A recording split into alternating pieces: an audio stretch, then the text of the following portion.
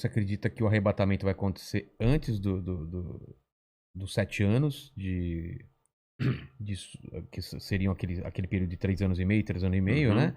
Ou durante, ou Tem depois alguns grupos que são pré-tribulacionistas, outros são A gente pós-tribulacionistas. ia falar com o Rina né? aqui, ele falou que acredita que a igreja vai, se não me engano, vai ser antes da tribulação, né? Eu acredito que a igreja passará pela grande tribulação. Vivenciando? Vivenciando. Eu acredito que sim. É? Por várias razões. A primeira delas, você sabe que toda a doutrina de arrebatamento da igreja, dispensacionalismo... Arrebatamento, pro pessoal que não tá acostumado, como você explicaria? Tá, eu vou resumir o que é o arrebatamento. Tá. Vocês já ouviram falar, pessoal, aqui num filme chamado Deixados para Trás, de Tim LaHaye? Eu vi, mas... Left Behind, né? Talvez o pessoal... Ainda vão criar uma tecnologia que a gente fala assim, eu ouvi, a gente vai ouvir, né? Já ouvi aqui. O pessoal... Esse filme mostra mais ou menos essa ideia. A ideia do arrebatamento é que o anticristo será um líder mundial, carismático, e quando ele começar a dominar a Terra, um pouco antes dele exercer sua hegemonia, a igreja vai começar a desaparecer. Pessoas sumindo. O avião vai ficar desgovernado, vai cair. Aqui, o mandíbula desapareceu lá. Samba, então vai ficar só a roupa lá e tudo e tal. Aqueles que estudam a profecia vão entender que ali foi a igreja que foi arrebatada.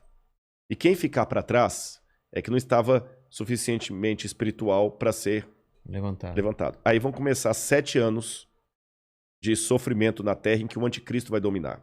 E ele vai perseguir aqueles que não estavam tão bem preparados. Muitos judeus nessa época vão se converter. E depois desses 7 anos é que Cristo vem com poder e grande glória e com aqueles que foram arrebatados para estabelecer o reino dele de 1000 anos. O milênio. Mas a igreja mesmo não estará nessa tribulação de 7 anos, será tirada antes. Isso é o que diz a doutrina chamada doutrina do arrebatamento secreto ou dispensacionalismo. Eu, Rodrigo, particularmente, eu não sou adepto a essa visão de fim de mundo.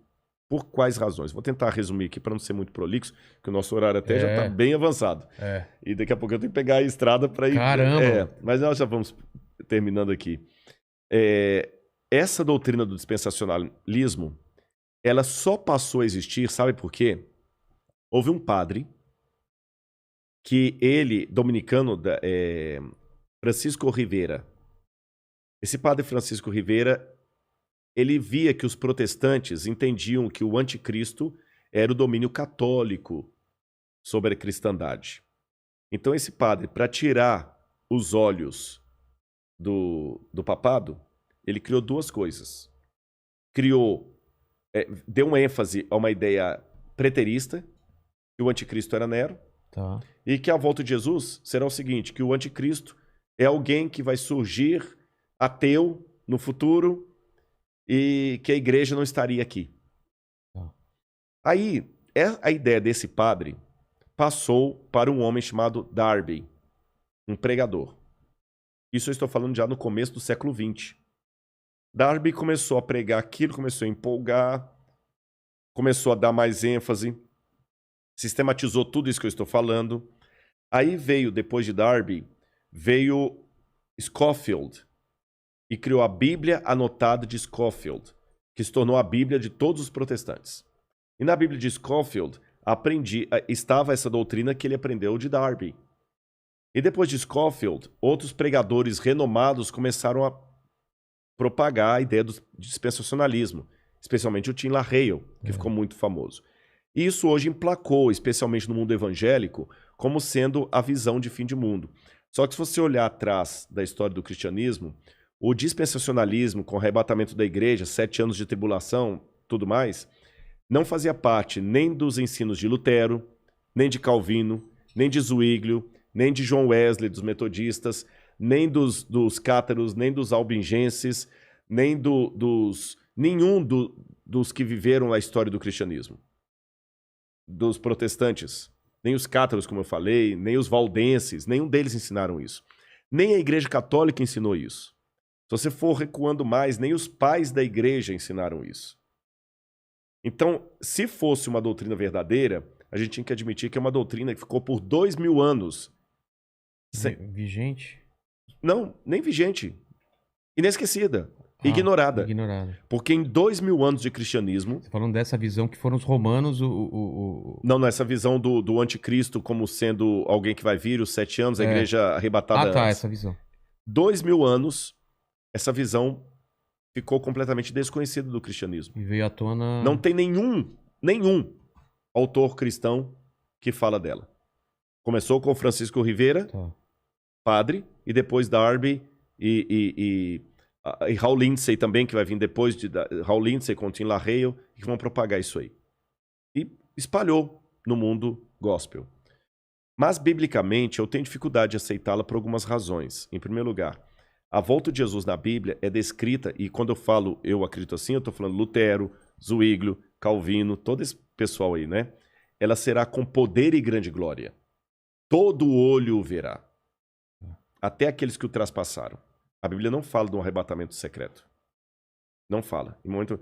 mas como é que... Mas Rodrigo, lá em Tessalonicenses fala, seremos arrebatados no abrir e fechar de olhos. A palavra arrebatados ali significa tirado de um lugar e levado para outro. Não fala em arrebatamento secreto. Jesus fala, porque assim como o relâmpago que sai do Oriente e se mostra até no Ocidente, assim há de ser a vinda do Filho do Homem. Então não é uma coisa secreta.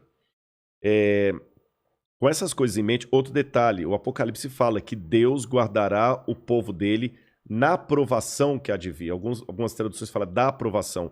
Guardará em meio à aprovação. Tá certo?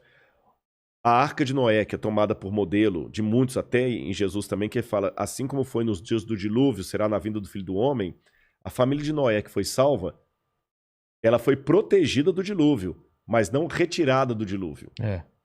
Foi ela protegida, mas passou pelo dilúvio. Então, com esses e outros elementos, que eu precisaria de mais tempo para decidir, mas eu entendi a visão. Eu acredito que Jesus vai voltar com poder e grande glória depois do período da grande tribulação. A grande tribulação antecipa a volta de Jesus, porque Mateus fala, logo em seguida, a tribulação daqueles dias, fala da Idade Média, o sol escurecerá, a lua dará sua claridade, etc, etc, etc, etc. E depois Daniel fala também que haveria um grande tempo de angústia, o qual nunca houve. Aí vem a vinda de Cristo. Tá certo? E nesse tempo de angústia, o qual nunca houve, o povo de Deus vai ser perseguido pelo anticristo e pelos que aderirem ao anticristo. Eu não sei se eu estarei vivo nessa época, mas se eu estiver, eu peço a Deus que eu fique firme ao lado de Deus e você também. Amém. E a volta de Cristo é aquela esperança que acalenta o nosso coração. Está perto. Eu não posso dizer quão perto, mas está próxima.